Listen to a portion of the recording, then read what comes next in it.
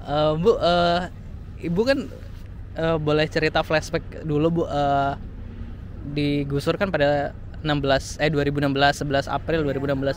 Terus berapa lama Bu Ibu tinggal di tenda waktu itu? Hampir 2 tahunan lah. 2 tahun.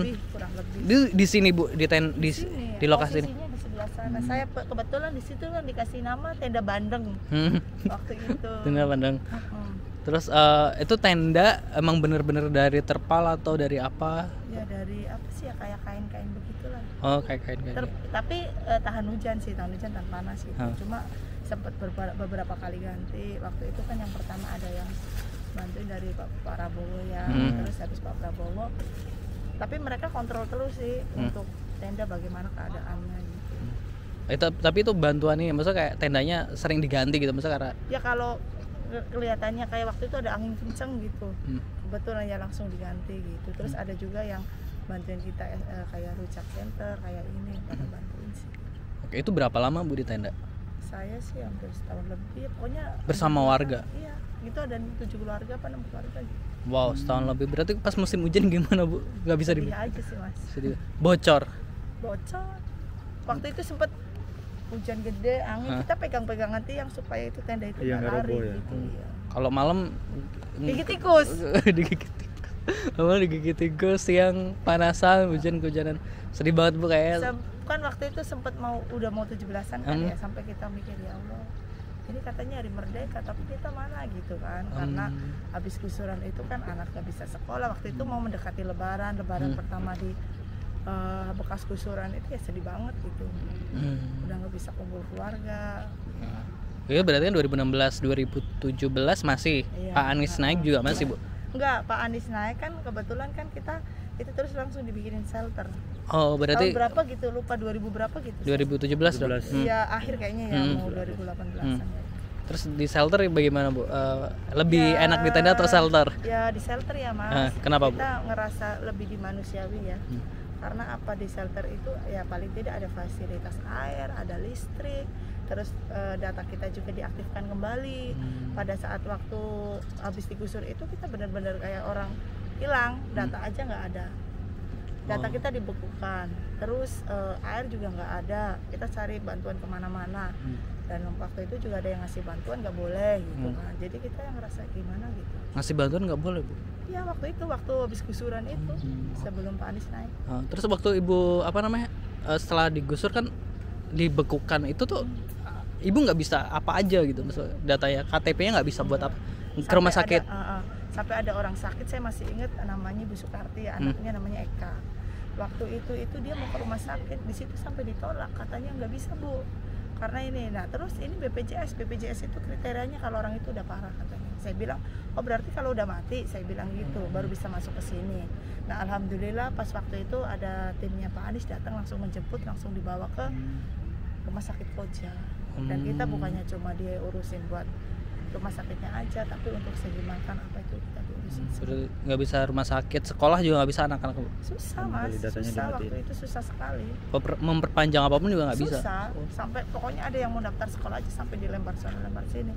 Tapi alhamdulillahnya sekarang pas Pak Anies jadi gubernur, itu semua kita ngerasain lah, dari KJP, dari bahkan sampai ke BST kemarin pun kita nggak ada yang terlewat. Sampai bantuan beras pun kita nggak pernah ada yang lewat. Vaksin pernah juga.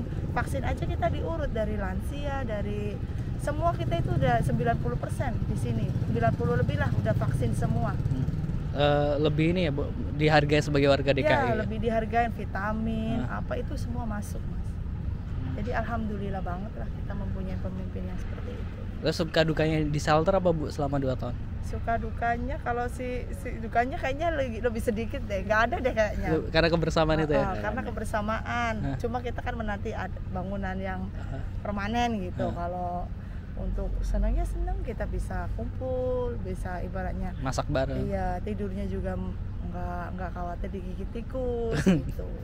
Oke Bu, waktu Ibu masuk shelter itu apakah sudah ada omongan akan dibangun ini atau seperti apa? Sudah. Oh sudah ada diskusi itu. Sudah. Karena memang shelter itu untuk sementara ya, sambil menunggu bangunan permanen yang disebut Untara. Jadi kita memang udah sama warga itu, ini loh dibikinin shelter, tapi kita sambil menunggu bangunan permanen karena kita ya nggak kayak yang rusun lain gitu kan. Kalau rusun lain kan ditinggal terus nanti balik ke situ udah jadi. Kalau kita itu pengen lihat prosesnya gitu. Bahkan ini memang bener rumah susun ini yang ngawasin kita gitu. Sampai kita setiap hari ngeliat nih apa beda nggak gitu. Tapi alhamdulillah sih. Oh kalau yang di rusun, kan karena memang waktu itu udah sepakat ya untuk yang di rusun ya bertahan aja di rusun dulu. Tapi nanti pada saat yang 3 tower dibangun lagi, itu akan kembali gitu. Ya mungkin ya mereka ngelihat gimana ya, ya kayak percaya nggak percaya kali. Mungkin kayak dulu kan mungkin orang apatis terhadap pemerintah, kayak pasti janji-janji Pak Sudoa. Karena kan yang sudah-sudah kan begitu, tapi ya alhamdulillahnya yang ini dibuktikan. Gubernurnya ya amanah gitu. Jadi nggak ingkar janji lah. Jadi kita yang ngerasa punya pemimpin bener. Ngerasa ya sebagai warga tuh ngerasa dimanusiakan kembali lah. Paling tidak anak-anak juga sekolah dengan tenang. Boleh dilihat sekarang anak-anak bahagia banget melihat rumahnya. Oh ini loh rumah saya yang baru gitu. Keren sampai lagi, kemarin kan? Iya sampai kemarin pas waktu tanggal 16 malam 17 buat tahlilan pengajian itu, mereka itu udah senang banget. Bahkan anak saya sendiri umur 2 tahun setengah dia bilang ini loh rumah Dede katanya. Emang rumah Dede lantai berapa? Lantai 3 blok D katanya. Oh gitu dia udah senang. Ada yang kecil lagi minta pulangnya ke sini terus itu. Oh gitu. Kan memang belum pindah. Belum, karena kita kan masih capek. Jadinya ya nanti dulu lah. Anak-anak udah gak sabar ya, nanti aja. Biar mereka juga yang kerja agak ini dulu. Benar. Ya sabar ya. Ya. Biar kan sistem gotong royong memang begitu Mas, harus lantai 1 dulu, lantai 2 baru lantai 3 dan seterusnya. Karena mungkin yang next berikutnya juga yang dari rusun yang mau kesini lagi kan mungkin ya masih setahunan lagi ya, bukan nunggu bangunan ya. Jadi. Dan itu pun kita sebagai anggota koperasi harus ngikutin perkembangan koperasinya kan. Jadi nanti ya seperti ini lagi, warganya gotong royong buat bikin warung buat orang pembangunan lagi. Bu mau nanya lagi Bu, kalau Pak Anies sering kesini nggak sih Bu sebenarnya gitu? Sering banget. Tanpa diliput media. Oh gitu. Pada saat kapan ya lagi struktur, kalau nggak salah itu GWT, lagi bangun GWT itu kita jam 5:30 dikejutkan dengan Pak Anies datang. Oh 5:30 pagi.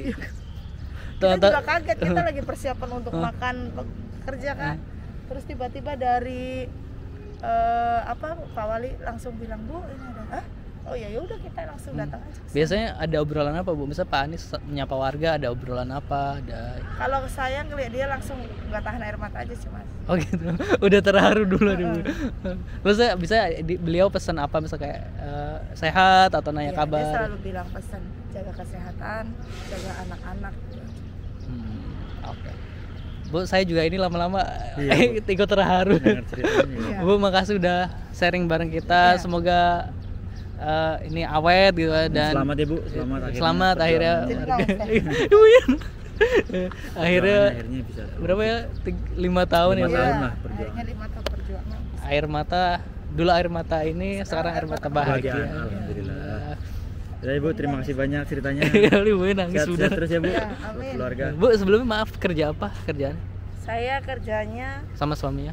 Suami saya kerja di ekspedisi buruh harian dan alhamdulillahnya setelah KTP-nya aktif, saya jadi kader Dasawisma di sini. Jadi masih dari kelurahan lah. Oke, siap. Makasih ya Bu. Ya, Makasih banyak jadi Bu. melu saya.